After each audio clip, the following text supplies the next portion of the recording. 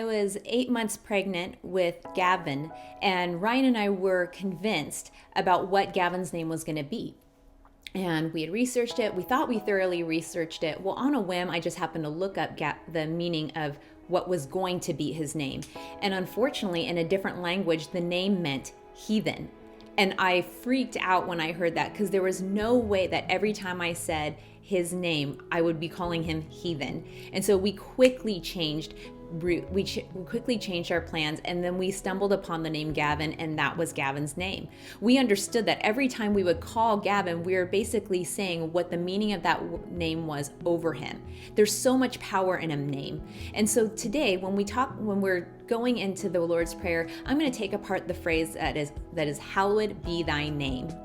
You know, in Jewish culture, they had the same thought process. When you say a name, you're not just calling a person and trying to get their attention. You're basically saying what their character is, what their identity is, and you're also naming out what their destiny is. You'll see this when Jacob wrestled with God throughout the night, and then he changed his name in the morning to Israel. So God changed Jacob's name from trickster or heel grabber to Israel, one who contends with the Lord.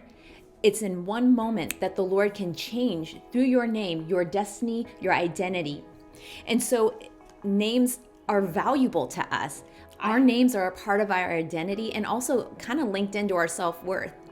And so we value having a good name. When we have a good name, we're basically saying that we are of good reputation, that we are of blameless character.